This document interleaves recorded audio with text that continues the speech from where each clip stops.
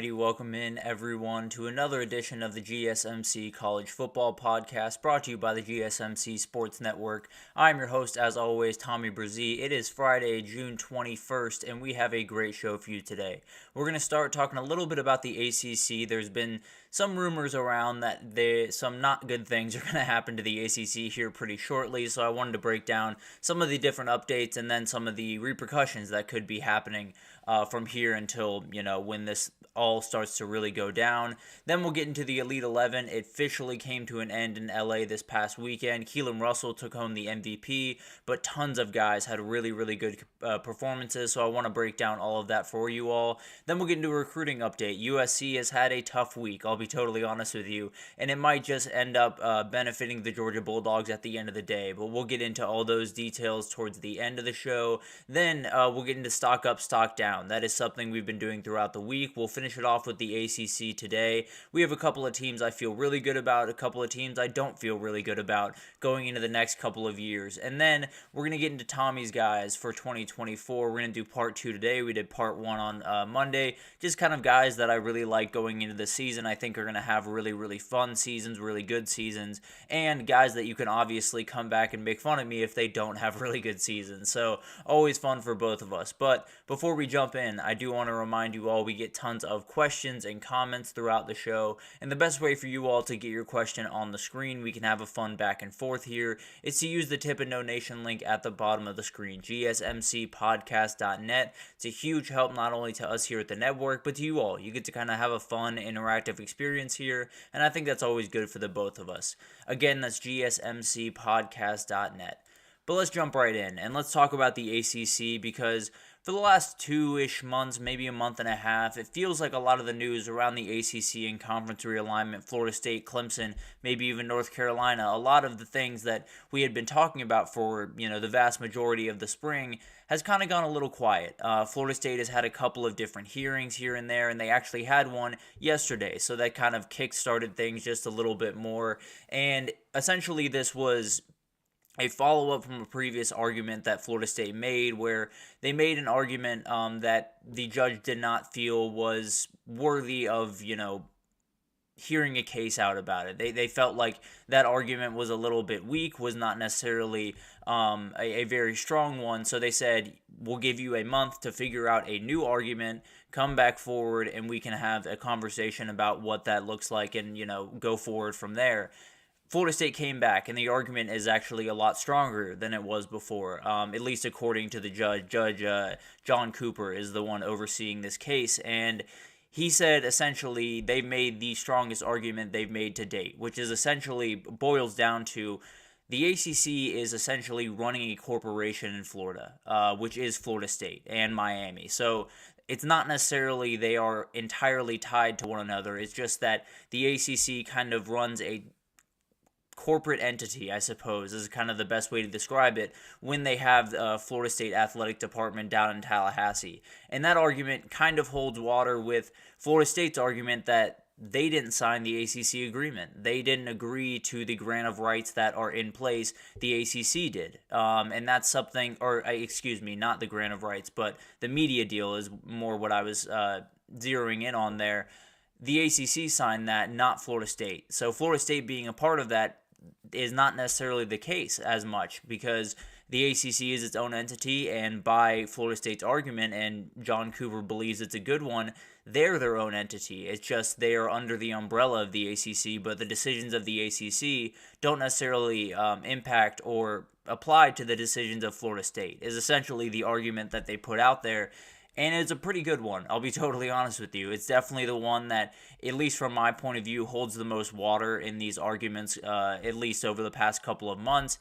And another thing that kind of happened, I haven't heard too much from Clemson's case. I think that one's kind of just waiting on the Florida State one to finish out, to be totally honest with you. I think everyone understood that when Florida State got in first, everyone was going to let them lead. They were going to let them go through the court case, maybe piss off the ACC just a little bit, do some things that other schools just didn't want to have to really get into the mud with. But once Florida State gets into the mud, then it's a lot easier to kind of get through it a little bit easier. So haven't heard too much on the Clemson case. I think we will very shortly after the Florida State one maybe wraps up or gets to a place where we feel like a settlement or Florida State's winning is coming at some point. So it'll be really interesting to watch that. But the other thing that a lot of people are pointing to, and a ton of people across sports media have talked about over the last little bit, is Josh Pate, a very, very connected person in the industry, posted a tweet about 2 days ago, maybe 3 days ago at this point, where he tweeted a video from Jurassic Park, and it was water rippling. And if you've seen the movie, you know that essentially just means there is a big dinosaur coming to tear you to pieces, and that's just kind of the moniker there whenever that is posted. And he said the ACC on top of it, so that created worry, and people were confused what that meant, because it could mean good things for the ACC, it could mean bad things. It meant bad things. Someone asked, actually, does this mean they're adding teams? He said they are doing the opposite of that in the reply. So something is happening. And frankly, for him to post that, for him to, give something that cryptic in that type of manner to put it out into the world, it doesn't have to do with Florida State and Clemson. I feel fairly confident in that. I think if it had to do with Florida State and Clemson, he would just tweet the Florida State and Clemson stuff. He would not be, talking in cryptic text or using GIFs from Jurassic Park. He wouldn't be beating around the bush. I can almost promise you that.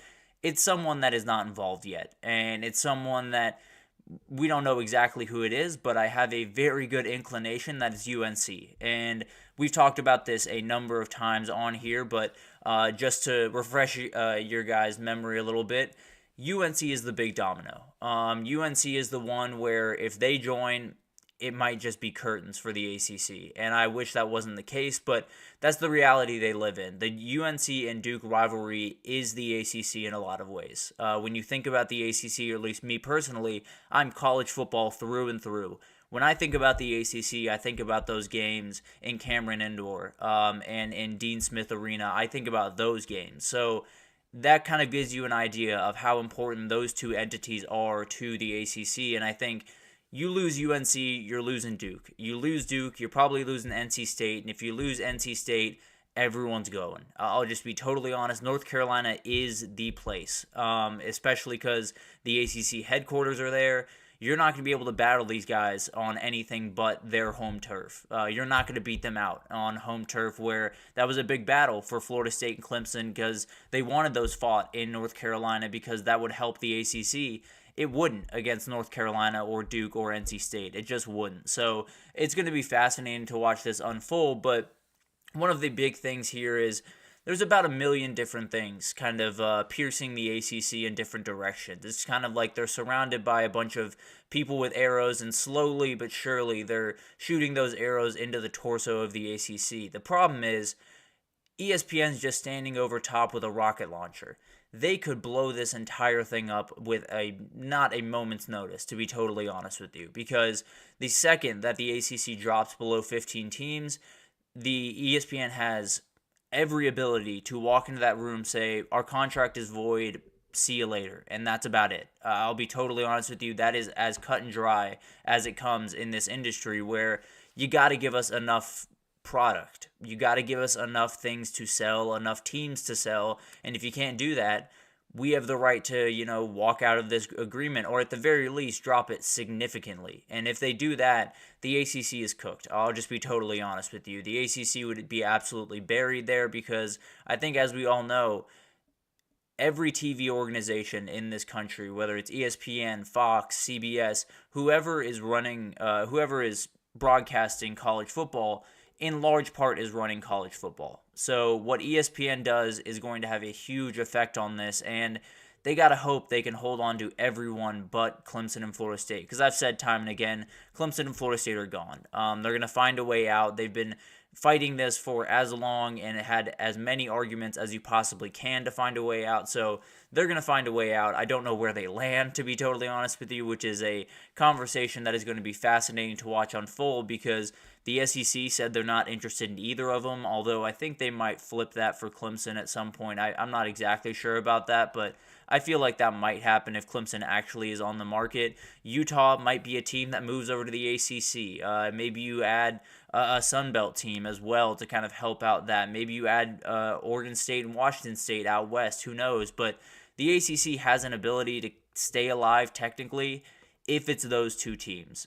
If it is North Carolina and Duke, call it. It's over. And I wish that wasn't the case, but those are the two that if you lose them, you essentially don't have a conference anymore. And it's not because you don't have some great entities in there like Miami, like Virginia Tech, like even Georgia Tech in some circles. It means everyone else is looking for a new home almost immediately. So the Pac-12 could kind of gobble up some teams and hopefully come back to being the Pac-12 that we all remember. That would be really cool. SMU, Stanford, and Cal, I think, would go right on over. I think Virginia Tech, maybe even Georgia Tech would be interesting to watch, although I think Georgia Tech is a more interesting one than people are giving it credit for. I think they would get a look from one of the two big conferences and maybe just end up at one of those places if all of this were to go down. And then you have Florida State, Clemson, UNC, Duke. I likely think they're going to end up in one of the big two. I don't know which one those are going to be. I think UNC and Duke might be a little bit more Big Ten, but also kind of fit into the SEC. Both of them are going to really want these two entities, but Florida State and Clemson, I think Florida State fits a little bit more in the Big Ten, while Clemson a little bit more in the SEC, but at the end of the day, it's going to be really, really interesting to see how all of this unfolds. I think there could be some teams left behind, like Oregon State and Washington State. I think Boston College, Wake Forest could be in some tough waters in the next couple of years, but it'll be really interesting to see. The Big 12 could snag some teams and kind of raise their seat at the table just a little bit. So the goal in the ACC offices right now is stop the bleeding. As much as you can, stop the bleeding and make sure that everyone is here. As many people as possible are in the ACC going forward. If it's Clemson and Florida State, you can live with that. It's not ideal by any means, I promise you that, but you can live with that. You can make it through that kind of hurdle. If it's UNC and if it's Duke and if it's North Carolina State and Miami, you're screwed. That's just about it, and it could be that those things are coming fairly quickly. So the ACC for a long time has been under attack in two different directions, from Clemson and from Florida State. If more of those teams start to join and it becomes 5 or 6 different directions, it's just going to be impossible for the ACC to keep up. It's going to be impossible for them to stay upright. So I hate to see it go. I'll be totally honest with you, but it could be that we're coming to the end of the ACC, and it would be a very, very sad end, that's for sure. Kind of like the Pac-12 one a year ago, where feels like everything's fine and dandy, and then in about 6 months, you don't have a conference anymore. So it'll be really interesting to watch all of that unfold. Hopefully it's not quite as bad as I'm making it out to be a little bit, but we'll see what happens there. But let's take our first break, and when we come back, we're going to talk about the Elite 11 camp that went on in LA a week ago. This week, tons of really, really talented kids out there, really great performances, but Keelon Russell was the one that stole the show. So we'll break it down, all of it, after this, so stick with us. I feel like I'm losing my mind. Is everybody in the world blind? Please, Lord, give me a sign, a sign. I feel like I'm losing my mind. Is everybody in the world blind? Please, Lord, give me a sign, a sign.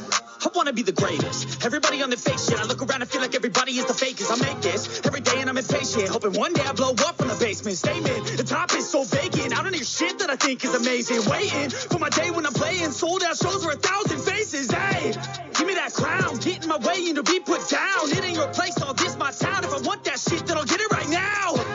I'm losing it, the noose it fits. I'm losing shit, a stupid myth. You choose to live or choose to dip. You choose to fight or lose your grip and lose a gift. I feel like I'm losing my mind.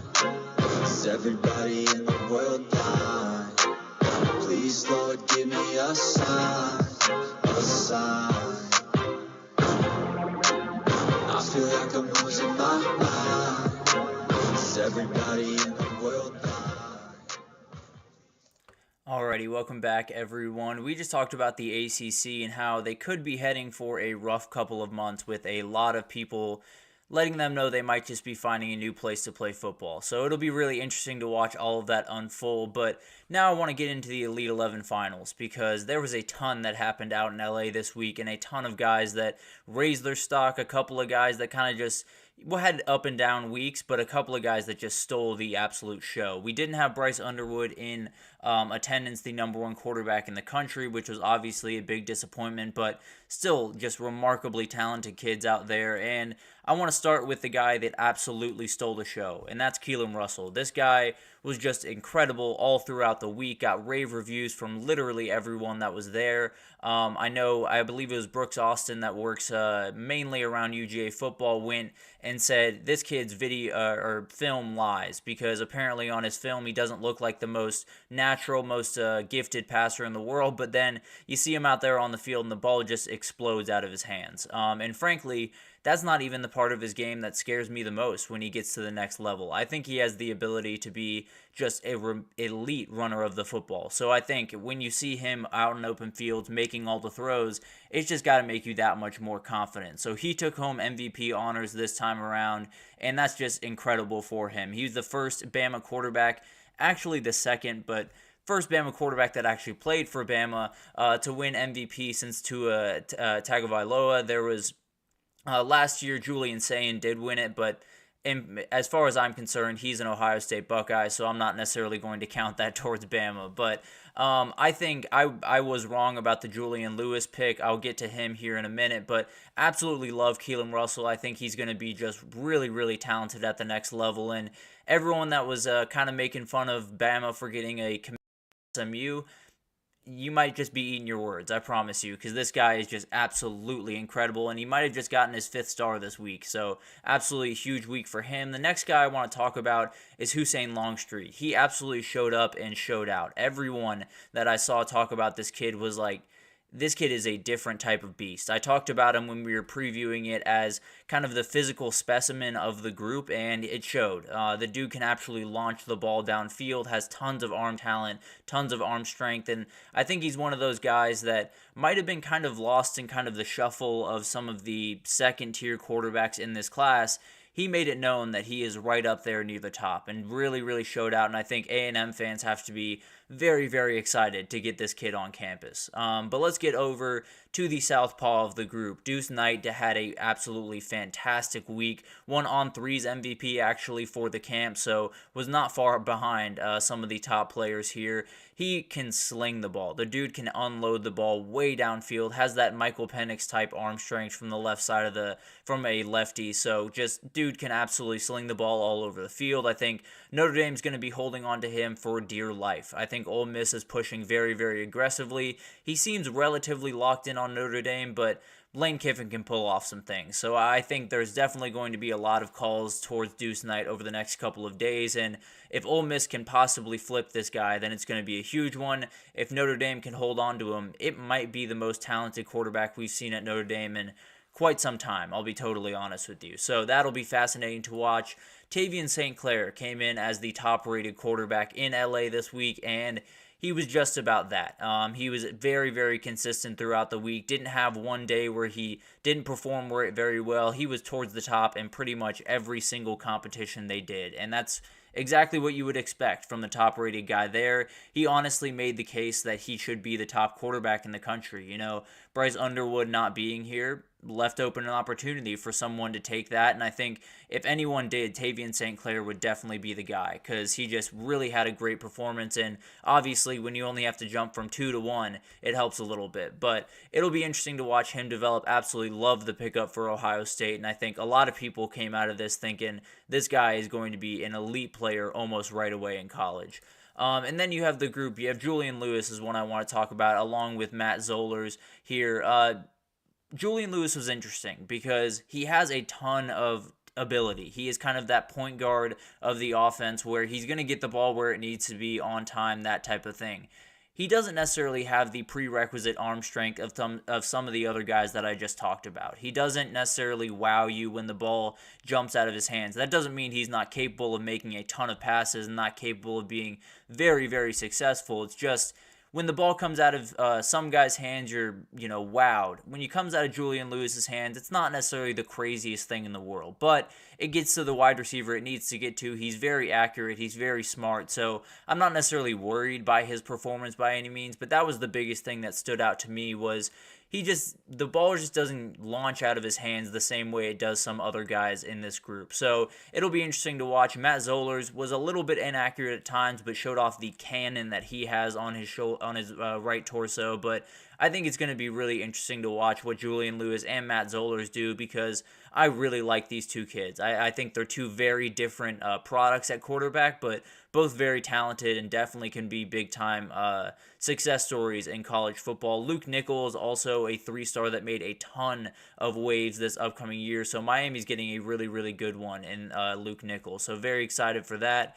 Ryan Montgomery is a very interesting one to watch because the dude's arm talent is just effortless. This is one of those where, I don't know if you guys remember those videos of Quinn Ewers throwing when he was coming through the ranks, and it's not the same throwing motion by any means, but the ball just kind of comes out of his hands like it's almost just too perfectly. Everything feels like it's absolutely the way he wants it to be. The spiral is just beautiful, and it explodes. So he's one of those guys that when you're looking at the UGA quarterback room, and let's just say it's Carson Beck this year, it's Gunnar Stockton for a year, but there's a reality over the next 5 years or so. They go from Carson Beck to Ryan Puglisi to Ryan Montgomery, and that would be a run of some of the best pure passers you have ever seen come through Athens. These guys would just be insane. Ryan Puglisi is the one that I am circling in red pen because I just cannot wait to see that kid get starting reps. But I think Ryan Montgomery is just going to be just as good, if not better, to be totally honest with you. And then you get to the guys that kind of had up and down weeks, but really did show some really good things. KJ Lacey is the one I want to start with. I think he did what he was meant to do, right? No one was expecting him to come wow them with measurables or his arm strength or anything like that, but the footwork is absolutely incredible. In fact, everyone that reported on him said that's probably the best footwork we saw all year or all camp, and that's a huge, huge thing when you're coming into college. Kind of that Bryce Young type guy. That's what Steve Sarkisian called him before, or right after he committed, actually called him Bryce Young 2.0, and he fits that type of mold. Is not necessarily going to be the craziest arm talent or do the craziest things on the football field, but he's going to make every single throw, and he's going to be athletic enough to make some plays with his legs, but his real asset is his accuracy and his ability to just dissect defenses better than really anyone in this class. So really, really remarkable player. Definitely someone that really showed what his assets are and showed that he can do them pretty much as well as anyone in the country. And then you had Trammell Jones Jr., definitely a very, very talented guy. A guy that really turned some heads, was a very technical passer, does not have a lot of wasted motion. The ball just kind of jumps out of his hands, is very, very comfortable throwing the football, so that was a good sign. Akili Smith Jr. is another guy, the Oregon commit, kind of had an up and down week. Was really good in some aspects, but a lot of his ability is with the athleticism, with moving pockets and kind of getting out on the run and making some plays for himself. So I don't necessarily worry about that too much, but definitely not the week that I think he was expecting or some Oregon fans might have been expecting from him. But Bryce Baker is the other guy I want to talk about because him and Jaron Kiawe, I'm going to do my best to do this, Jaron Kiawe Sagapulotele, I promise you I'm doing my best there. They both really turned heads this week. I think Jaron is one guy that can just launch the ball. He's another southpaw in this group with Deuce Knight, and the dude can absolutely do incredible things. Is uncommitted at this very moment, so people are calling him right about now. I can almost promise you that. I'm not exactly sure who's leading there, but plenty of talent with that kid, so not worried about that. Bryce Baker is someone that I really feel good about. I think he had up and down at times, but there's tons of ability there. He might just have to walk in and start right away at UNC. Maybe he'll sit a year behind Jacoby Criswell, but we'll see what happens there. And then one guy that I wanted to... Kevin Speary is another one, another 3-star, kind of an up and down week, finished kind of in the middle of the pack, but showed some really, really good things throughout the week. Then you have Malik Washington. This guy really turned heads. I think he might have been the guy that everyone was the most surprised about this week. And I think he's uncommitted right now. There's a ton of things to like about this kid. It sounds like Maryland is looking to lock him up right now, and Mike Locksley is very much definitely maybe even on his way to his house right now to do an in-home visit, make this stuff happen. But honestly, if they can lock this kid down, I might just have to change my stock down take about Maryland a couple of days ago, because this kid I think is special, and I think him and Mike Locksley could do some really, really special things at Maryland. But finally, I do want to give a shout out to Robert McDaniel. He stepped in when George McIntyre went down. Did not know that he was going to be in, so forgot to preview him on Tuesday. But when George McIntyre went down, he jumped right in and lit people up. He was really, really incredible and was on most top 10 lists that I saw at the end of the week. So much respect to him. You know, it's not an easy thing to come into a room with all of these incredible names that I just talked about and still hold your own. So very, very impressive from him. Arizona's got to feel really good about their commit there. So absolutely love this camp. I think it's always a really, really incredible thing that we get to kind of experience every summer. And I think it gives us an idea of how all these guys stack up. You know, it doesn't give us everything, obviously. You never really know what a guy's like until there's a 330-pound defensive lineman bearing down on him. But at the end of the day, it gives us a really good peek into who these kids are, how they operate. And then over the next couple of days, we'll get more and more details about some interviews that come out and some different things, which is honestly just as fun to hear about, because you get an idea of who the, you know, big time adults in the room, I suppose, are, who are the kids that need a little maturing to do, but there are definitely some kids that stand out. This is where Ryan Puglisi really got on my page a year ago, because everyone said this guy is basically an NFL quarterback from the neck up. So very much like this kind of world, very much like this weekend, and hopefully next year I'll be out there in LA covering this, because it's one of my favorite things that they do in college football, and definitely would be something that I'd love to cover in the future. But that's future Tommy problems, but we'll get to that.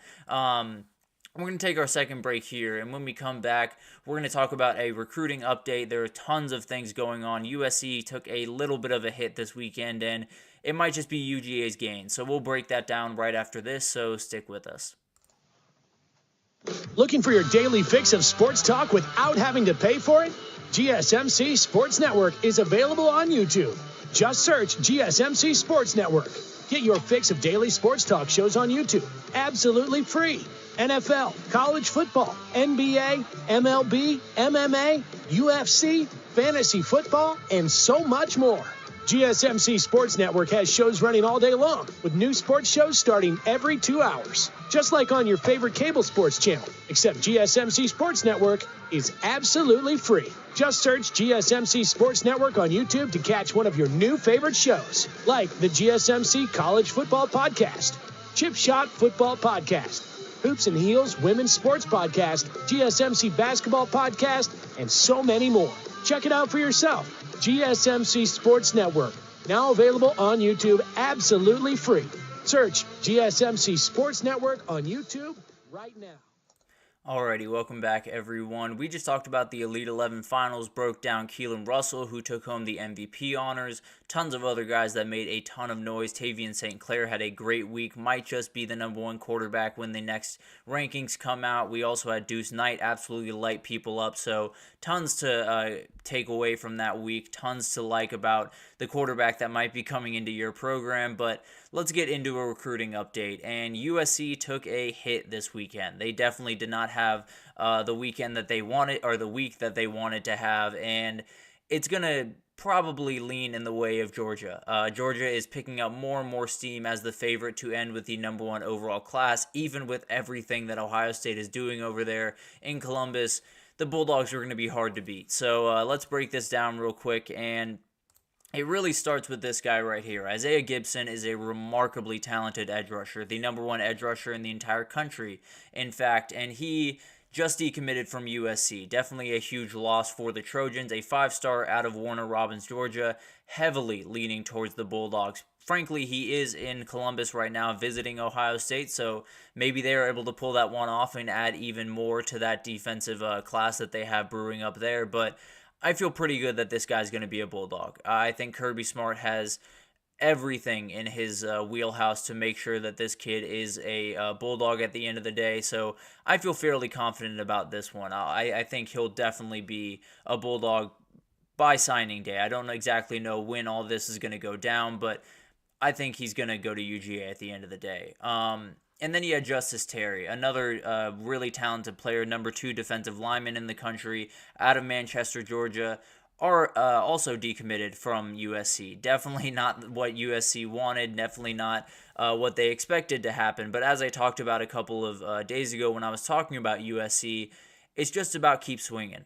You just have to keep swinging at these big-time guys. Some of them are going to sign with your team, and then you just keep rebuilding. It's not always going to be pretty, especially when you have 2 really talented defensive players in the state of Georgia. You're always going to have to battle Kirby Smart for those guys. So it'll be really, really interesting to see what happens there.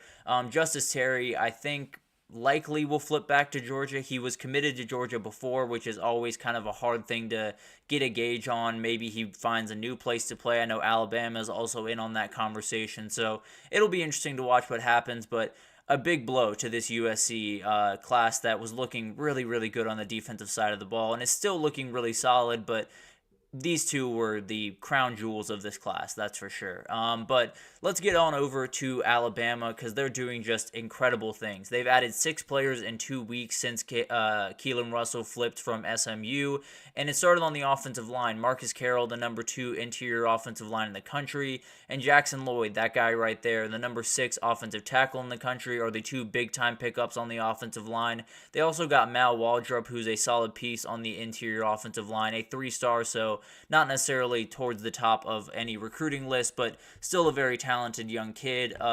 Another big-time pickup was Chuck McDonald, a very, very talented kid at Mater D High School. This dude can play. Every kid at Mater D High School can play some football. I can almost promise you that. But this guy is the number 9 cornerback in the country and number 4 guy in this class for Bama. So a very, very talented pickup there. Landon Simmons is another D lineman they got. Might be a diamond in the rough, kind of on the Mal Waldrop type of tier, I suppose, of recruits. But when people at Bama find someone, you feel fairly confident that they found someone pretty good. I feel very confident in Kane Womack's ability to find talent when not a lot of people would. But let's get over to the other team that I think is going to light the world on fire over the next couple of weeks, and that's the Texas Longhorns. And it starts with that guy right there. Decorian Moore is absolutely huge for this class. He's the number 1 wide receiver in the country, and he was in Austin last week and had absolutely rave reviews when he was leaving. Took a photo shoot with pretty much his entire family, which is always a really, really cool thing to see. Now he heads to Eugene. He's probably heading to Eugene right about now, or just showed up, to be totally honest, and then is expected to commit sometime maybe late June, early July.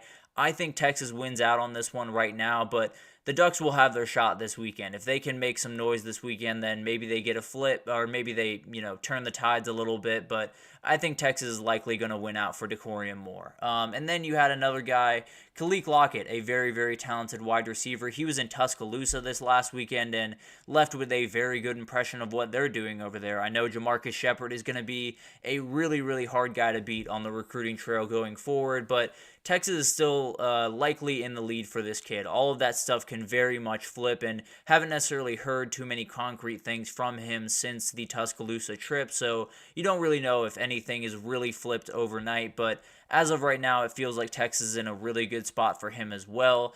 On the offensive line, they have Michael Fasusi, I think a very, very talented kid. I think someone that went to A&M about a week ago, and there were some Longhorns fans that were just a little bit nervous because A&M did a remarkable job during that visit, but was in Austin this past weekend and did just an incredible job. It feels like the Longhorns have an edge right now to get him.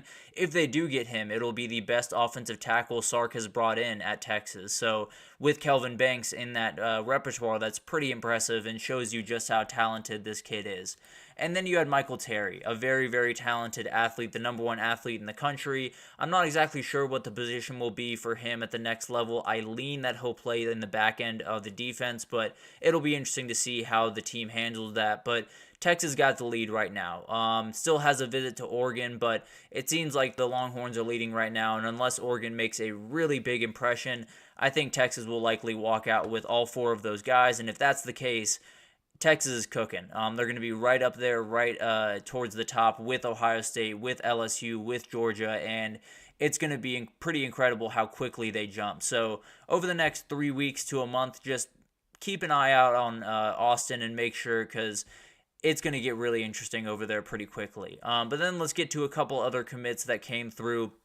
Carius Kern is a very, very talented offensive lineman. In fact, the number one interior offensive lineman, according to On3, but the number 22 the number 22 interior offensive lineman, according to 24/7 Sports. So this will be a little bit of a recruiting site battle. We'll figure out who was right, who was wrong, and how talented this kid really is. I tend to believe that On3 is a little bit closer to right than 247, but who knows? It definitely adds to the LSU class that is number 2 in the country now, so just remarkably talented kid. Definitely will help with the Bryce Underwood of it all, that's for sure. And then another interior offensive lineman that came off the board is a very, very talented kid. Nick Moore has committed to Tennessee, the number 10 player in the state of Tennessee, number 25 interior offensive lineman in the country. A very talented kid, and in Tennessee, I think if you look at them right now, if they can build out that offensive line over the next couple of years, Josh Heupel and that offense are going to be explosive. That's the biggest variable in that offense. If you can protect the quarterback, they're going to be just more than fine, I'll be totally honest. And then you had that might be Jaden Wilkerson, I'll be totally honest. I might have messed up my slides here a little bit, but Jaden Wilkerson is a very talented offensive tackle that committed to Miami, 6'7", 330. Just, if you refine this kid and make him a little bit better of a pass blocker, he's going to be an absolute problem, and Mario Cristobal knows exactly how to do that. They also got Demetrius Campbell, another very physical guy at a 3-star, but very, very physical, 6'3", 300 pounds. They're doing what they need to do down in Miami. A huge wide receiver talent that I actually wanted to get to, which is this guy, Marcus Harris. Oklahoma was able to pick him up. Absolutely huge pickup for them. Oregon wanted this kid very badly. I can almost promise you that. Again, goes to Mater D High School with Chuck McDonald. This is a school where if you go there, I am very confident you're going to be a good player in college, because they play a different level of football over there, I'll be totally honest. So a huge pickup for Oklahoma. Definitely someone that will absolutely keep the really, really good wide receiver class going there. And then Penn State picked up a big-time commitment from Jameer Johnson, number 4, 22 cornerback in the entire country. One of the top players in their class, and it might be coming at a good time because Alvin Henderson, the top running back in their class and one of the top players in their class, just got a prediction from Steve Wiltfong to flip to Auburn. So definitely not all ideal for Penn State, but picking up Jameer Johnson definitely eases that pain just a little bit. Then you got a couple of D linemen that I want to talk about. Andrew Maddox is a 4-star defensive lineman. He is going to Ole Miss, a big-time pickup where Ole Miss just needs to keep loading up on the defensive side of the ball and keep recruiting at that level, and they might just be able to stick around for quite some time. So very much like this pickup. And then you had Malcolm Simpson. He was a 4-star D lineman that committed to the Huskers and going off to Lincoln. So big pickups for both of those squads. Definitely positions that they're going to need to fill this time next year. So we'll see what happens with those two guys. And then I want to get a couple of 2026 tidbits in there. I know this way in advance, but a couple of kids came off the board that I need to touch on. The number 2 quarterback in the country in 2026, Diabell, has committed to Texas. He is the son of NBA legend, in my opinion, NBA legend Raja Bell, a very, very talented player in his own right. But this kid is an elite thrower of the football. He can do literally anything you want him to do, is that kind of ultimate point guard of the offense, but is a dual threat, so has some of that ability with his legs, can do some different things. In fact, he's the first dual threat quarterback that Sark has signed since he's been at Texas, so it'll be interesting to see if anything changes with the offense once he gets his time, but that's quite a bit away. But quarterback position continues to not remotely be a problem for Texas in the recruiting world. And then you got Brady Hart, a 4-star, top 10 quarterback in the country, committed to Michigan this past week. A very, very talented kid. Definitely locking up your quarterback to start your class in 2026 is absolutely huge. So definitely getting that guy, letting him recruit all the other guys around him, always a win. And this guy is very, very talented. So Michigan's got to be very happy for that. Recruiting is going to be insane over the next couple of weeks. It's already been pretty wild, but I think it's going to get even more crazy. Some big time names coming off the board in the next 3 weeks to a month. So definitely be on the lookout. We will keep you updated with everything you need to know right on here. So no worries about that by any means. So we'll keep you updated on all of it as it comes out. But let's take our third break here. And when we come back, we're going to get into stock up, stock down. We've done this with the SEC, the Big 10, the Big 12, and now we're to the ACC. And I have two teams that I really like over the next 3 to 5 years and two teams I don't necessarily like over the next 3 to 5 years. And we'll break those guys down right after this. So stick with us.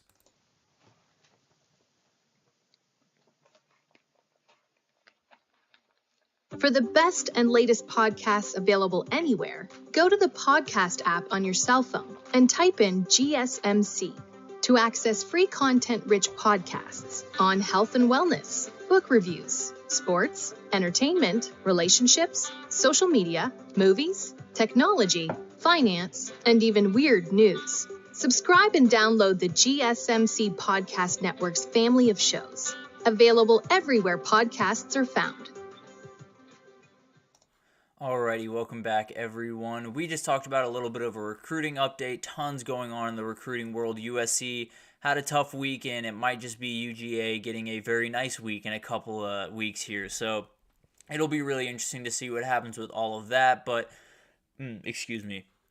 let's jump into a stock up, stock down segment. We've been doing this the last couple of days. Got through the SEC, the Big 10, the Big 12. But now we are on to the ACC. If you want to check out those other ones, they are all up on the YouTube page as always. But let's get into the stock up teams. And there's one team that I am just pounding my chest about, and that is the SMU Mustangs. I think this team has an ability to make a ton of noise over the next little bit. I think, obviously, they have the remarkable story about 30 years ago where they were in a football program for 5 years, and now they're ready to get back into the party. They are in the ACC in a power conference for the first time in quite some time, and last year they made it show. They raised $169 million last year. For reference, it was something like $124 million for A&M. So that's the reality of SMU. Everyone was kind of really happy to have them down in the American, where maybe the donors weren't as inclined to put together that much money. Now they're back at the big boy table, and it gets really interesting from here on out, because I think they can play the NIL game with literally anyone in the country. That is not going to be an issue for this team. I promise you that. The recruiting base they have in Dallas is absolutely insane. I know that they're going to have to battle Texas, and they're going to have to battle A&M and Oklahoma and LSU and TCU at times, but this team is going to be able to pull off some things. I can almost promise you that. I think Rhett Lashley has an ability where he can open up an offense really, really well, and when you can do that, you're going to get some kids that you're not supposed to get, frankly. You're going to get some really talented wide receivers, some really talented running backs, maybe a really talented quarterback at some point. So SMU's in a position where they're going to play really good football this year. Preston Stone is going to be a guy that is not going to be wavered, is going to play really good football almost no matter what. I think Rhett Lashley is going to be able to put together a really good scheme that is going to be really hard to deal with for some ACC teams, and I think SMU might not, come in and just roll away with the ACC. They might not, roll in and just be the team that is the team to beat every single year. I feel very confident that they're going to be a player. I feel very confident that at some point they might just be sitting at the top of the mountaintop in the ACC. We just got to give it time, but it's starting pretty quickly, and I feel very confident in SMU going forward, and that guy has a lot to do with it, because I think what Rhett Lashley is able to do at SMU is going to be pretty special, I'll be totally honest. Another team that I've talked about a lot is Georgia Tech, and I think everyone kind of looks at Georgia Tech and they're sort of a butt of a joke, and I sort of understand it because of the Georgia rivalry has not necessarily been too competitive over the last decade or so, but the reality is this program is not as far away as people want to admit. I think there is a cohesiveness, there is an alignment in this program that has not been there in a very long time. Brent Key came in, and he is as confident and as clear of a vision as you see across the country. He knows exactly how he wants to go about things, and he's doing it really, really well thus far. Recruiting is always going to be a little bit of a battle. There's no two ways about that, because when you have that, type of academic standards at a school, sometimes kids aren't going to qualify, and Georgia Tech is a little bit less willing to bend the rules for some kids than some other universities are. So that's always going to be a little bit of a hurdle, but the recruiting base that they have is really incredible. You cannot leave the city of Atlanta and be able to get a really good Power 5 team. I can almost promise you that, because I grew up in Atlanta and I saw a lot of really talented players walk through my high school and beat us by about 50 points, but that's beside the point. There's going to be just a ton that Georgia Tech can do, not even leaving their own backyard, which is absolutely huge for them. Brent Key and the Jackets is one of those things where it's going to be brick by brick. It's not going to be huge jumps. It's not going to be huge fluctuations. It's not going to be anything that, lights the world on fire with 30 transfers. What they are going to do is slowly get better. They are going to slowly build on the little things that they need to do right, particularly the offensive line, which is Brent Key's bread and butter. He's going to be able to create a better offensive line pretty much every single year that he's there. So I worry very little about what Georgia Tech is going to be in the future. I think, obviously, with conference realignment and all of the questions around the ACC, there's going to be questions. But at the end of the day, he has a really good staff. He has a couple of guys that, frankly, I think will be future head coaches, like Buster Faulkner or Tyler Santucci on his staff. But also on top of that, everything just feels like he's in full control of his situation. He fully understands how he wants to evaluate, what he can evaluate, and the guys he's just not going to get in the recruiting world. He knows when to fight and when not to fight. He has this vision. He's executing it to perfection, and I think Georgia Tech's one of those teams that probably isn't going to dominate the ACC or do anything crazy, but they're going to be a team that you cannot walk over in the near future. I can almost promise you that. But now let's get to the stock down teams, and I am going to make a couple of enemies here. But UNC I just don't love.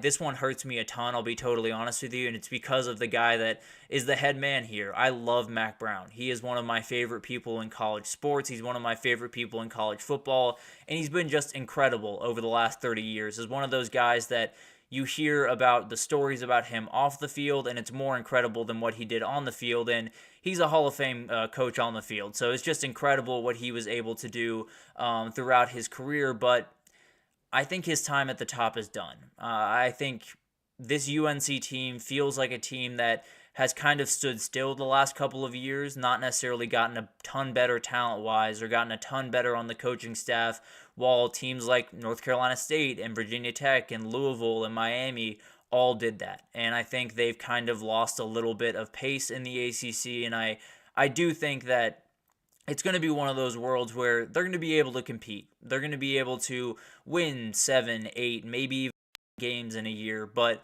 that's the reality. I don't think there's a path really, at least in the next couple of years. Obviously, a lot of things can change over the next little bit with maybe a conference change, maybe a coaching change when Mack Brown officially hangs him up, because they're not firing Mack Brown. I can almost promise you that, and they probably shouldn't, because he's a really good head coach, but at the end of the day, there comes a time when, you're just not going to be at the top of the game anymore. And I think that's probably what we've come to with Mack Brown. And I think UNC is going to be who they are for the next little bit. I think they're going to be an 8 or 7 win team. They're not going to beat the teams that are better than them on paper. They're probably going to beat the teams that they're better than on paper. So they're going to, do what they do. They're going to be very middle of the road. They're going to play some good games. They're going to play some bad games. But at the end of the day, I don't see this going in the right direction until some pretty big changes are made at UNC, if I'm being totally honest. As much as I hate to say that, because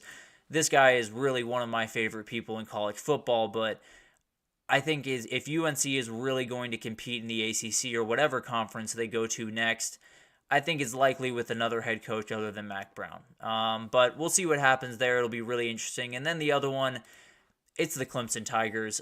This one's a little bit easier, frankly, because they're right near the top. Actually, they are at the top because they are the betting favorites for this upcoming season. And frankly, over the last 5 years, it used to be just them at the top, right? Remember back in 2018, 2019, it was Clemson and then everyone else. And that was the way the ACC worked. And there was a while there where it felt like that was just going to be the way that it worked for quite some time, but Florida State and Miami started coming up, and they have been joined by them at the very top of this conference. And the biggest thing here is Dabo is not changing. The portal is not the way that he's going to go about things. If he was going to make that flip, he would have already. NIL is not going to be a big part of his conversation. If it was, he would have done it already. And I, frankly, very much respect him for standing on that principle, for doing the thing that he feels is right by these kids and not necessarily playing the game that everyone else is playing. But that doesn't change that I don't agree with it. And it doesn't change that I don't think it'll come back to bite him. So I think it's just one of those things where you have a coach that has done so many incredible things and is a Hall of Fame coach and, is the best coach in Clemson history and has done just incredible things down there. But if you're not willing to adapt to the times, they're going to get you at some point. I feel very confident in that. And also, the problem with this for Clemson is they might just be finding their way into a new conference at some point here pretty soon. And if they do that, and if it's the SEC and the Big Ten, and you're not using the portal, you're dead. I'll be totally honest with you. There's almost no chance that you can keep up with the talent level that everyone else has if you're not dipping your toe into the portal from time to time. And I just don't see Dabo doing that. I think if he was going to do it, he would have done it a bit ago. So it'll be really interesting. Clemson still has a really good energy. They still have a really strong culture. They're still remarkably talented. So they can still turn all this around and make me eat all of the words that I just said this upcoming year. But as of right now, I'm looking at the ACC, and I see a ton of teams that can beat Clemson, not just a handful that might be able to beat them like it was 5 years ago. So I don't think teams are all that scared to play Clemson anymore. I think they want to play Clemson in a way because they want to be the person that slays the dragon. They want to be the person that buries Clemson once and for all. So it's a different dynamic, and I think it's only really going to get worse over the next couple of years. And I think Clemson is going to be one of those teams where you look back in 5 to 10 years and you wonder if Dabo Swinney just dipped his toe into the transfer portal just a little bit. Is he right up there with Nick Saban? Is he right up there with what Kirby Smart could be in 10 to 15 years? Is he one of the all-time greats, or is he just a coach that popped up for a little bit? No, frankly, he's already one of the greatest coaches of all time, probably top 10. I don't want to necessarily disrespect him in that way, but just to say, is this going to be his legacy, or is the 2 national titles going to be his legacy, is the big question for me. I lean the national titles no matter what. The general public might not. So it'll be really interesting to see what the next couple of years hold for Clemson, for UNC, and hopefully they can right the ship. But as of right now, when I look at those programs, it doesn't feel like the program it was 3 or 4 years ago, and it feels like it's going in the wrong direction. So don't necessarily love those. I think it'll be really interesting to see how all of those programs progress over the next little bit, and especially if they're in new conferences, how that kind of affects things. But we'll take our final break here, and when we come back, we're going to talk about my guys for this upcoming season. We did this last week, and we had 5 guys that we broke down. We'll have 5 more for you today, and we'll keep kind of a running tally. This is something that I kind of wanted to do just to give you guys an idea of who I'm watching. So maybe if you turn on a Michigan State game or a North Carolina State game, you know that you at least one guy that you should be watching every single play. But also, it's a good way for you guys to come back at the end of the year and clown me because I was wrong about some of these guys, which is always a good thing for both of us. So it'll be really interesting to watch. This one is a little bit more based on the careers of the guys, but still think these guys are going to have fantastic 2024s. But for me, it starts with Aiden Childs. Aiden Childs might be my number 1 guy, if I'm being totally honest. I think this guy has the ability to do some things on the football field that not only very few people in the country can do, but very people alive can do. This guy has an athletic ability that are just off the charts. And I think one of the things for him is just get him reps. He came into different games at Oregon State throughout the year, almost every game really, but a lot of running packages, a lot of things that, just didn't really fully show what he's capable of doing, and especially didn't necessarily prepare him too much for a starting job. Now he's got that one, and he's going to Michigan State, and he's going to be under his old head coach, Jonathan Smith, and he'll get every single rep he wants. There is no chance that he is getting anything but first-team reps right now.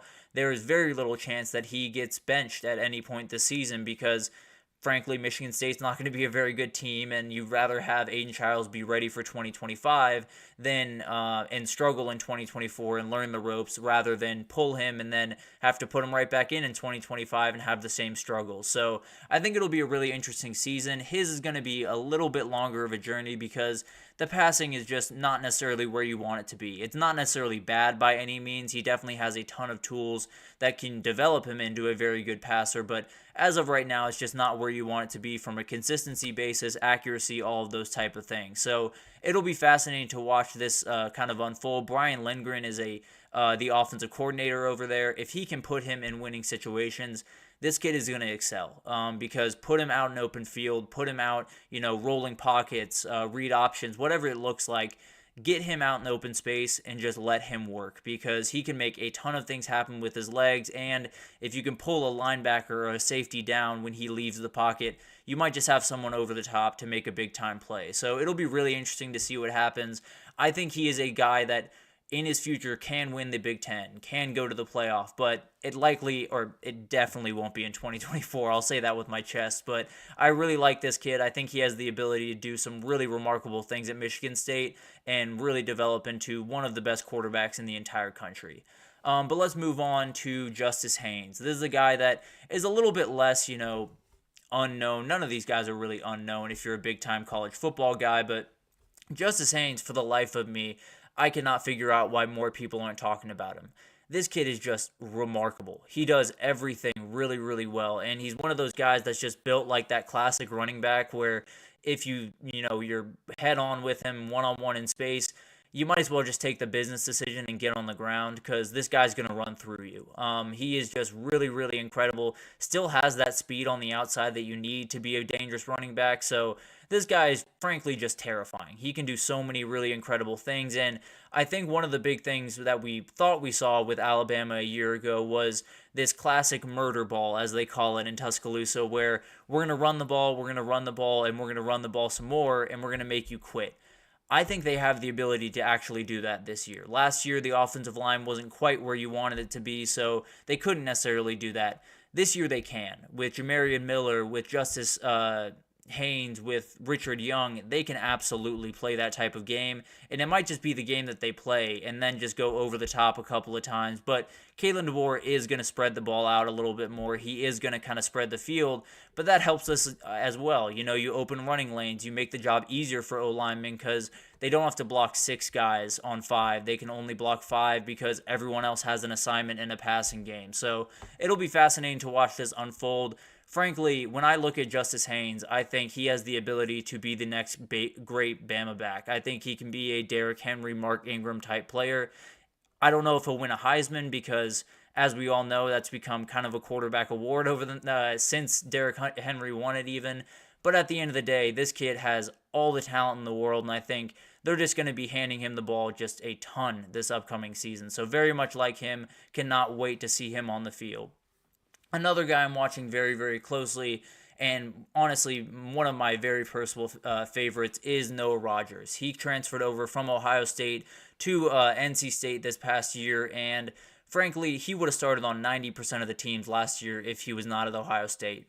He was just at the best wide receiver room in the entire country. So he kind of came over to Raleigh and just immediately lit the world on fire. This dude absolutely got everything. Everything was rave reviews. Everyone was all over this kid. They absolutely loved what he did in the spring ball. And I think it's not because the NC State back end is bad. In fact, I think it's going to be really good. He just has tons of ability. His route running is really, really incredible. And there's tons of reasons that I like this kid. But the number one is he's not even the best wide receiver on the roster. Kevin Concepcion is going to be the guy that defenses really zero in on. He's going to be the guy that they circle on Monday and say, that's the guy you have to stop. If you can stop him, then we have a shot.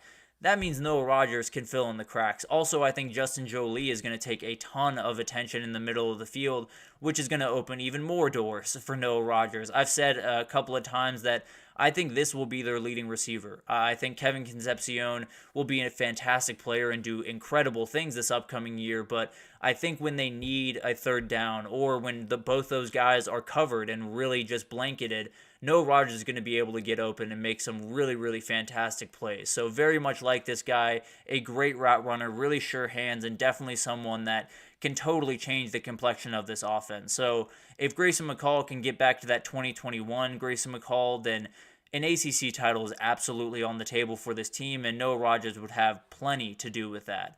But let's move right along here, and Sonny Styles is someone we talked about yesterday when talking about this Ohio State roster, and I made the comparison between Sonny Styles and DeMarvion Overshown, the old Texas linebacker / safety, which is the same situation that Sonny Styles finds himself in. He is making his way down into the box to play linebacker this upcoming season after playing safety for the first couple of years at Ohio State, and I think it's going to work out really, really well. I think this kid struggled a little bit, covering some of the slot receivers, and some of the coverage assignments that he had were just a little bit too tough for him. But when you move him down into the box, it makes him an absolute torpedo. The dude can absolutely fly downhill and make some really, really good plays in the run game, but also drop back into hook coverage and kind of play that middle of the field or follow a tight end downfield or possibly play off a running back coming out of the backfield. So he can do a ton of really, really good things, but I think the biggest asset for them is just